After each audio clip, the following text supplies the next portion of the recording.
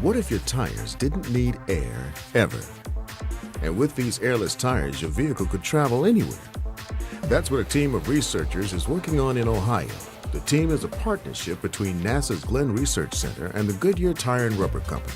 They needed hardware to roll. We make hardware that rolls in every form, and so I think it's a perfect marriage between two organizations.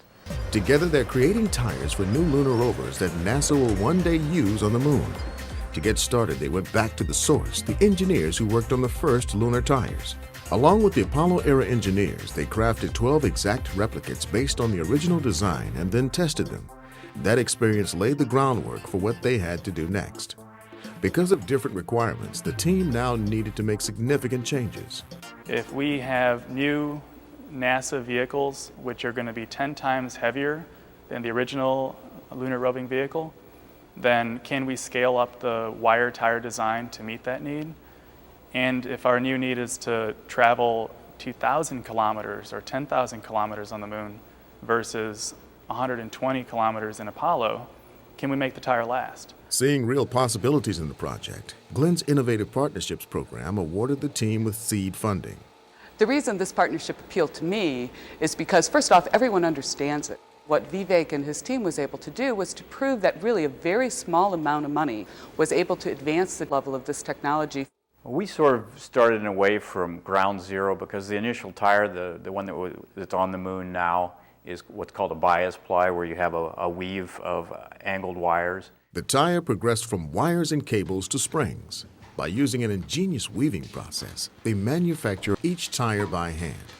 The wire spring design means no flat tires, and it will help move the rovers over the moon's sandy, rocky, uneven surface.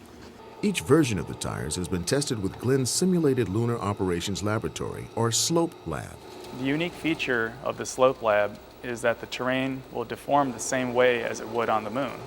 So driving on the terrain here will give you an idea of the traction that you can develop on the moon and the power that's going to be consumed due to deforming the terrain itself. And each version has improved. That's where we are today with a product that can carry, it has load carrying capacity, and we believe it's going to have the durability for NASA and beyond. The tires got a real workout on a lunar truck simulator at Johnson Space Center's Rock Yard. Even going through very rocky terrain with some minimal damage, the tires still perform successfully. Their spring design contoured over rocks, allowing the vehicle to remain stable. And unlike a traditional tire, this tire won't rob energy from the vehicle.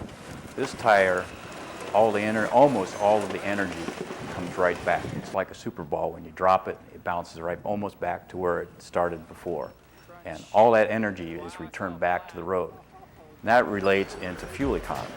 Both NASA and Goodyear see a lot of potential for the new unique tire design on the moon and here on Earth.